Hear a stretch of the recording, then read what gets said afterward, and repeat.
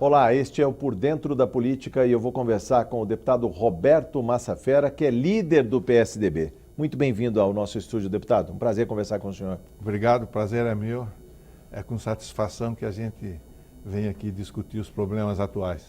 Prestando contas de mandato, o deputado Roberto Massafera ouviu atentamente a exposição do professor Carlos Américo Pacheco, ele que veio prestar contas aqui na Comissão de Ciência, Tecnologia, Inovação e Informação. Deputado, o senhor já conhecia o professor Pacheco e também o trabalho da FAPESP. Mas o que falar hoje do investimento em pesquisa, ciência, tecnologia e a chave moderna, inovação? Veja, nessa explicação do professor Pacheco, nós focamos a Fundação de Amparo à Pesquisa do Estado de São Paulo e tudo o que ela faz. E hoje a grande chave de desenvolvimento no mundo, né, é a inovação, é a pesquisa científica visando a inovação tecnológica. O Estado de São Paulo tem os seus institutos, as universidades, que efetuam as suas pesquisas. Sim. E nós destinamos 1% do orçamento do ICM, dos impostos do Estado, à FAPESP, para ajudar. Da mesma forma, nós destinamos 1% à habitação. Sim. Da mesma forma, o Estado de São Paulo gasta 30% do seu orçamento na educação e gasta aí um número em torno de 20% na saúde. Então, veja que nós gastamos na educação, na saúde e na pesquisa. Mais do que está escrito na Constituição Paulista. No caso da educação, 30 bilhões 459 milhões para serem realizados este ano de 2017. Então, veja bem o seguinte, o Brasil está passando por problemas, mas São Paulo está lutando. Nós estamos de pé lutando nas nossas universidades. E hoje eu fiquei feliz em ver a FAPESP, a Fundação para a Pesquisa, desenvolvendo essas pesquisas, todas essas, e dando todo apoio aos pesquisadores brasileiros e paulistas. São Paulo prima no Brasil. O senhor viu alguma em especial? Eu lembro que na reunião, o senhor conversando com o professor Pacheco, na exposição que foi feita, sobre alguns pontos de inovação que estavam fazendo a diferença. Muitos pontos, né? Mas, assim, muito interessante, por exemplo, é um professor de física de São Carlos, o professor Mascarenhas, ele teve um AVC. E a medicina moderna ainda faz um furo no crânio para medir a pressão intracraniana. Sim. E o professor Mascarenhas foi submetido a esse furo. E depois ele falou que era muito medieval o assunto. E desenvolveu um processo geofísico que a gente usa para pesquisar minerais no subsolo, para medir a pressão intracraniana. Ele desenvolveu, pegou uma garotada que fez um equipamento, patenteou, e hoje, 4 anos depois, esse equipamento que serve para a medicina é um ensaio não destrutivo para medir a pressão intracraniana e já está exportando para os Estados Unidos. Tem salvo vidas. E tem que falar a idade do professor Mascarenhas. 84 anos. 84 anos ainda prospectando, é um orgulho fazendo ciência. Para nós paulistas, para nós, eu que convivi com esse professor, a gente tornar públicos. Então eu disse à própria FAPESP que eles precisam divulgar mais o que se faz. Sim, a questão da comunicação ainda é um bloqueio, ou seja, toda essa ciência, toda essa pesquisa precisa ser aplicada, precisa encostar mais no setor econômico. As empresas não precisam dessa pesquisa que está sendo feita lá próximo dos institutos e universidades. As empresas não sabem ainda utilizar adequadamente isso, as empresas. Mas o Estado de São Paulo já segue um modelo mais internacional, onde as empresas são as que mais buscam a pesquisa em desenvolvimento e da inovação. Então, o Brasil acompanha os países no mundo todo na inovação. Não na mesma porcentagem. Por exemplo, nós gastamos aqui 1,6% do orçamento do Estado, do PIB paulista, contra a Coreia, que gasta 3%, 4%. Então, ainda nós temos muito a fazer. Mas, veja bem o seguinte, o país só terá futuro na educação, no aumento da produtividade do seu serviço e na inovação. As pessoas entendem essa correia de transmissão entre salário, consumo das famílias, a renda e a produtividade. O professor Pacheco chegou a falar em tragédia quando ele compara a Coreia, quando compara, por exemplo, a Alemanha e os Estados Unidos. O Brasil ficou bem para trás. Não, o Brasil não ficou para trás. O Brasil está estacionado. Nós não temos crescido na produtividade. E se não temos crescido na produtividade, não temos crescido nos salários. Então, é muito evidente. A Coreia, o Japão, o próprio a Alemanha, como eles crescem na produtividade, os salários também crescem. Isso tem a ver com a pesquisa, com, digamos assim, o registro de patentes de produtos. O Brasil é um grande produtor de café, mas boa parte das patentes está lá, na Itália, na Alemanha. Tem a ver o seguinte, com a educação. Nós temos que investir mais na educação, mais no ensino médio, mais no ensino técnico. São Paulo dá um exemplo. Hoje, com as nossas ETEC, Escolas Técnicas e as FATEC, investindo maciçamente na formação da juventude, né? E também as nossas universidades. São Paulo vai bem, né? Sim. Ainda nessa crise toda, nós mantemos indicadores bons. O Brasil não vai bem. Agora, como fazer, por exemplo, a educação, digamos, alavancar o desenvolvimento regional? Porque o Brasil, São Paulo também, ele é muito desigual. Se a gente olhar o Vale do Ribeira, se a gente olhar o Pontal do Paranapanema em relação aqui à macrometrópole, será que a educação consegue reparar também esse gap que existe, essa desigualdade aqui dentro do território paulista? Eu tenho aconselhado até o nosso governador de que nas regiões menos desenvolvidas você pode dar algum tipo de incentivo, uma redução do imposto, algum incentivo para se instalar e incentivar mais ainda a educação, né? Veja que você vai fazendo uma maneira... círculo virtuoso, vamos dizer assim. Um círculo virtuoso de você nivelar. Sim. Agora, a minha teoria na educação, a minha teoria pessoal, é uma teoria assim muito simples. As pessoas precisam aprender a ler e a escrever. Mas quando eu falo que precisa aprender a ler, precisa entender o que lê. Segunda coisa, as pessoas precisam aprender matemática. Apenas as operações elementares da matemática. Somar, subtrair, dividir e multiplicar. Se você tiver pessoas que sabem as operações elementares da matemática e pessoas que saibam ler, mas entender o que lê, esse país estará resolvendo 50% dos seus problemas educacionais. Porque hoje o que nós temos é que muita criança sai da escola, não sabe escrever, não entende o que escreve, não entende o que lê, não sabe fazer conta. Então, esse é um problema a ser resolvido rapidamente, senão nosso país não vai conseguir competir no futuro. Mas nós, de alguma maneira, perdemos o bonde da história, se pode falar, porque havia lá nos anos 90 o interesse em universalizar o ensino. Todos na escola. A gente chegou muito próximo dos 100%. Só que houve também uma queda no nível, ou seja, aquela coisa da aprovação automática. E hoje nós criamos aí os analfabetos funcionais, deputado. Perfeito, mas eu vou te recordar coisa de 1970. Quando o governo Brasil e o Estado de São Paulo, abrindo as escolas, faltavam professores. Sim. E na falta de professores, eles pegaram e fizeram a qualificação de professor em cursos de fim de semana. Então eu me lembro muito bem que muita gente se inscrevia nesses cursos de fim de semana, assinava o ponto e ficava no bar tomando cerveja. Então, o mal que nós causamos à geração lá atrás... Sim. Está sendo verificado agora. Você passa a sofrer esse mal 20, 30 anos depois. Então, nós temos que hoje investir na formação de professores, na qualificação de professores, na orientação da juventude e nos próximos 20 anos nós vamos ter essa resposta. Agora, é preciso que nós tenhamos à frente do país pessoas que entendam isso, Sim. Pessoas que deem à educação senão o país não Alguma terá... coisa está sendo feita. Recentemente, essa casa também teve um debate sobre a reforma do ensino médio. Me lembro que estiveram aqui o secretário municipal, Alexandre Schneider, o secretário de Estado, José Renato Nalini, a professora Maria Helena Guimarães Castro, que é secretária executiva do MEC, tratando do ensino médio. Parece que o nosso calo também é o ensino médio. Havia uma evasão muito grande e muita gente preferia o ensino técnico. O ensino médio para quê? Se não vai me formar, se não vai me dar um diploma que eu possa rapidamente recuperar aí o que foi vestido. Você falou uma coisa certa, o ensino técnico. Por exemplo, na Alemanha, todo jovem, quando ele cursa o curso médio, Sim. Ele faz uma escola técnica e ele já sai com uma profissão. E nos Estados Unidos também. aos 18 anos, terminando o que a gente chamaria aqui o colégio, Sim.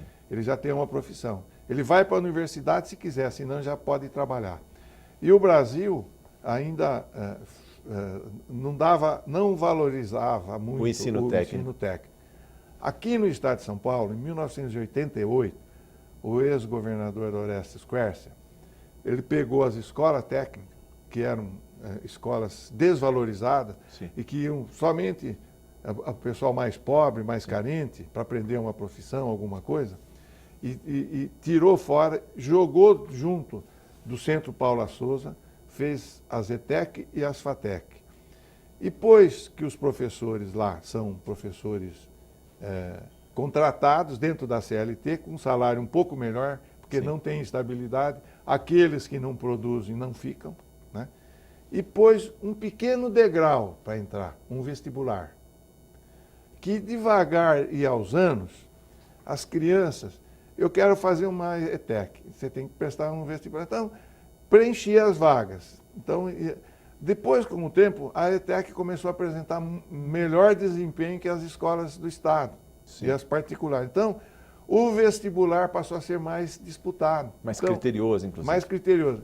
Então, hoje, as nossas escolas técnicas, as nossas ETEC, você tem um vestibular, a garotada entra e faz. Quando termina, 88% já tem uma profissão e tem emprego, se quiser, se não quiser fazer faculdade. E nós temos também, em seguida, as FATEC, Faculdade de Tecnologia. Sim. 95% dos alunos formados nas FATEC do Estado de São Paulo da Paula Souza, quando se formam já tem emprego. Então veja que essa mudança de filosofia mudou. Então o direcionamento está bem claro, né? Você pega, põe bons professores, orienta a juventude, em pouco tempo você tem resultado. Eu diria que pouco tempo são 30 anos. 30 anos, né, deputado? Né? Entendeu? Então, você tem hoje... Estão indo.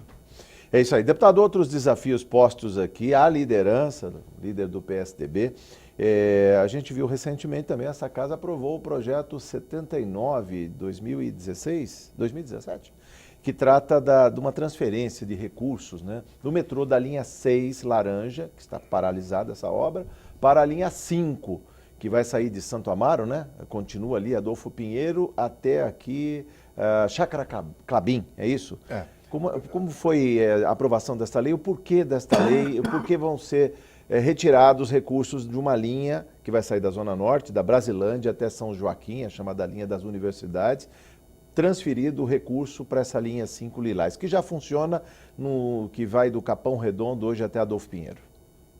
Vejam, foi aprovado, a Casa aprovou, os deputados aprovaram, a minha bancada aprovou, discutimos.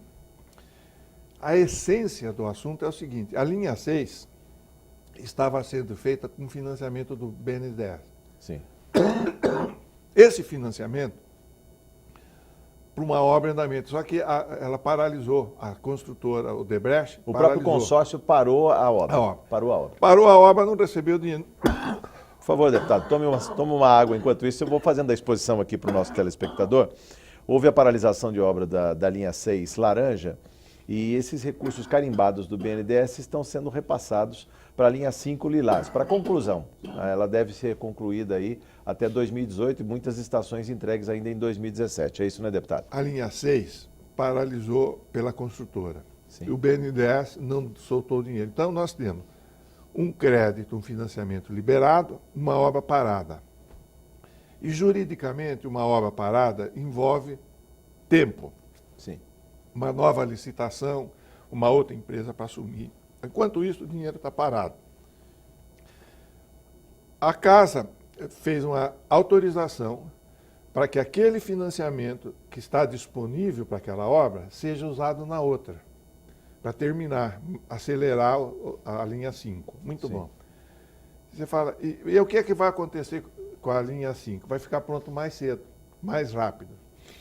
A linha 6, assim que juridicamente tiver resolvido uma outra construtora para dar continuidade, o BNDES libera o dinheiro para a linha 6 dar continuidade. Sim. E nós sabemos aí que existem grandes empresas chinesas e coreanas e americanas interessadas na linha 6. Então, dispostas a fazer uma parceria público-privada, é isso? Veja bem, a parceria público-privada depende de um edital de licitação. Né? Sim. Essa foi uma obra que o governo contratou direto para fazer, então paga para a construtora, e o dinheiro vem do financiamento. Então, teria que mudar o modelo de contrato. Eu não sei bem o que é mais rápido, mas eu tenho a impressão que dar continuidade a esse mesmo contrato é mais rápido. Sim. No caso, há mais segurança também de conclusão das obras da linha 5, uma obra vultosa, uma obra do metrô, né? E se a gente olhar a linha como um todo, ela já tem, digamos, transferência de passageiros com a CPTM e agora ela vai se integrar à linha verde, né, do metrô na Chácara Klabin. E esse dinheiro é exatamente para terminar mais rápida as estações. Sim. Então, acho que você tem uma... Como aquela obra está paralisada, a desvantagem já existe, ela está paralisada. Sim. E não sabemos quanto tempo vai levar para reiniciar. Pode ser 6 meses, 1 ano, depende da questão jurídica. Sim. Esta aqui está em andamento, então nós vamos acelerar esta com o mesmo recurso. Havia também um problema destacado aqui nas falas de alguns deputados na tribuna desta Casa de Leis, que era sobre a questão do empréstimo casado com a compra de trens, aí tinha a questão do conteúdo nacional, 60%, 48%. As pessoas entendem isso, deputado? Acho que tem mas não é esse assunto. Não é esse assunto ainda, né? Mas havia também esse problema aí que foi registrado. Não, esse foi outro, antes, não foi esse, foi outro projeto de lei, né, que é o seguinte, houve um financiamento aí da ordem de 900 milhões da CPTM para comprar carros, comprar trens de 2 empresas, que está sendo entregue. E havia uma contrapartida que o Estado colocaria aqui. Sim. Ao mesmo tempo, havia um financiamento do BNDES para outra obra. Sim. Faltou dinheiro para terminar esta obra e o governo ia ter que pôr 200 milhões. Sim. E aqui o BNDES criou problema agora, porque o contrato dizia 60% de conteúdo nacional. Do conteúdo nacional, tanto no peso como no faturamento. Sim. E o faturamento de custo deu 62%, mas o peso deu 48%. Ou seja, não atingiu 60%. Sim. Então eles bloquearam os 200 milhões aqui. Então o que o governo fez? Eu ponho o dinheiro aqui para acabar os trens e passo o financiamento para lá. Então foi só uma permuta. Onde ele ia pôr dinheiro, ele pôs financiamento. E aonde ia pôr financiamento, pôs dinheiro. Agora, deixa eu te explicar uma coisa interessante. 1 quilo de ferro custa R$1. 1 quilo de aço custa 100. E 1 quilo de mola, de relógio e tal, custa 1 milhão. Sim. Ou seja, não dá para comparar. Então, desiguais. Veja bem, à medida que você alivia no peso, você está aumentando a tecnologia. Tanto é que o faturamento, em vez de dar 60, deu 62. E o peso deu 40. Então, é uma burrice muito grande do BNDES dizer que tinha que ter os 48% em peso. Né? Por quê? Se você tirou, inovou, se você tirou, por exemplo, ferro, que pesa, e usou fibra de carbono, que é mais leve e que é mais resistente, e você faz um trem mais leve. Bom, o que acontece? O trem vai andar mais rápido, vai gastar menos combustível. Então, são critérios assim obsoletos. Pois é, deputado, eu estou falando de desafios que foram colocados aqui nessa Casa de Leis, os deputados debateram aqui no plenário desta casa. Também falamos aí de municípios de interesse turístico, né? Vão sair, deputado? Olha, os municípios de interesse turístico, cada um tem suas razões de sê-lo, né? Sim. E eu vou falar no meu caso, não vou dar nome, né? Por exemplo, várias cidades da minha região, eu apresentei as cidades como de interesse turístico. Por exemplo, nós temos Brotas, temos etc. Né? Tá. Essas várias cidades, eu comuniquei ao prefeito que existe esse projeto na casa, pronto, e que ele tinha que preencher lá uns documentos, os requisitos, para que se habilitasse. E das cidades da minha região que eu mandei, somente uma se habilitou. Então veja que às vezes também é um pouco até de ignorância. Então você fala, por que na região lá de Bragança Paulista tal, tem 8 cidades, e por que na minha região não tem nenhuma? Os próprios prefeitos, muitos que assumiram agora, em 1º de janeiro, tem que também fazer valer aí a urgência, né, de outras coisas da administração pública, né? Não essa ideia é do ano passado. É do ano passado. Eu mandei o ano passado já aos prefeitos da minha região, só a minha região central. E mandei para eles, para quem eu achava que tinha. Sim. Então, eu tive a resposta de 1, 2. Agora, teve cidade, teve região que mandaram de 10, 12. Tem que lembrar que os deputados paulistas estão discutindo, debatendo a possibilidade de criação de 140 municípios de interesse turístico. Já temos 70 instâncias, outras 140 cidades se credenciariam a receber recurso do DAD. Parece que não é pouco, não. São 500 mil no mínimo para cada cidade por ano. Não, mas o que você tinha que ver é o seguinte. Hoje, pautado para ser aprovado na casa, nós devemos ter aí no máximo 10, 12 projetos. Porque não estão prontos ainda. Não estão prontos, né? Mas bom. A discussão continua, saindo de São Paulo, indo para o país. Deputado, questão econômica, crise, questão política, que estão ali de mãos dadas, né? O que falar sobre esse estado de coisas aí? Parece que as últimas pesquisas deram conta de que os pessimistas estão diminuindo, né? De 41% para 31% aí das pessoas acreditam que a crise ainda vai piorar. Está aumentando o otimismo ou está diminuindo o pessimismo? Eu vou perguntar para o engenheiro. Olha, vou te contar a seguinte história. Quando você está no fundo do poço, não tem mais onde é para cima. Então, o país está reagindo a esses 2 anos de paralisação, 14 milhões de desempregados, né? Então, são coisas que a gente... Eu diria... vou te contar uma história, não sei se você permite. Por favor, deputado. Vou te contar uma história. Diz que tinha um fazendeiro que tinha um burro que ele gostava muito. E o burro caiu num poço. E ele não tinha como tirar o burro do poço. O poço estava chorando. Aí ele falou, então vamos enterrar o burro. Então ele mandou os empregados trazer terra e jogavam no buraco do poço a terra. E o burro que estava lá, ele começou a perceber que vinha a terra, ele chacoalhava e a terra caía, ele ia pisando. No fim jogaram a terra, até que ele saiu do poço, porque eles enterraram o poço e o burro saiu. Então, eu diria que o Brasil também é assim. Em 1929, na crise americana, nós tivemos um economista chamado Keynes, John Maynard Keynes. Esse economista estava em recessão, paralisada a economia americana depois da quebra da Bolsa de 29. Sim. E esse economista chamou o presidente Roosevelt e perguntou para ele, como que nós vamos sair disso? Ele falou, olha, presidente, eu vou lhe dar uma ideia. O senhor contrata 1.000 homens para abrir um buraco. Eles trabalham de dia, vão ganhar, vão comer, vão gastar. Ativa um pouquinho. E o senhor contrata 1.000 homens à noite para fechar o buraco. Aí a economia começa a rodar com o próprio dinheiro que o senhor vai... Então, nós estamos parados por quê?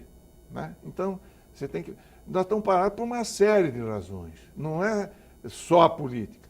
A nossa política vem numa Constituição de 88, que é uma Constituição parlamentarista. Só que nós vivemos um regime presidencialista. Então, nós pagamos esse preço de ter essa Constituição híbrida. Mas nós pagamos o preço também da representatividade. Ou seja, um voto, um eleitor. Um eleitor do Acre vale um voto, e de São Paulo vale um voto. Só que lá no Acre, hoje, a Constituição pôs que tem que ter, naquele estado, um mínimo de 8 deputados federais. O Acre, a Rondônia, todos os estados pequenos, 10 estados, têm 80 deputados federais. E São Paulo, com 35 milhões, também tem... 70 deputados, a bancada federal. Passou para 8. 70 deputados federais. Não são 80? Não, 70 deputados federais. Então, errei. Muito bom. São Paulo, com 35 milhões de habitantes, tem 70 deputados federais.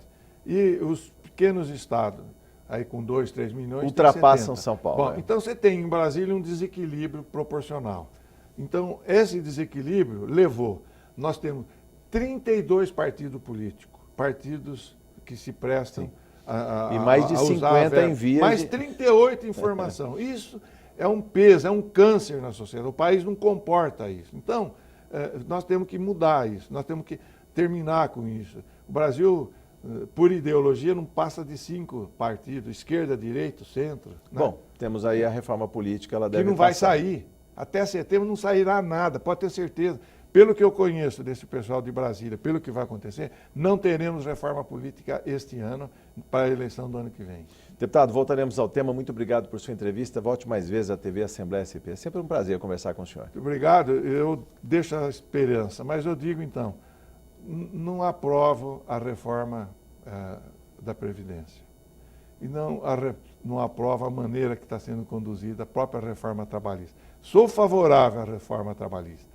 Sou favorável à reforma da Previdência, mas não na forma como está sendo feito. Primeiro, a Câmara tem que ter representatividade política e não tem. Então, nós temos que ter uma eleição, eleger uma Assembleia Nacional Constituinte, fazer uma nova Constituição, aí sim fazer as reformas necessárias. Voltaremos ao tema. Muito obrigado.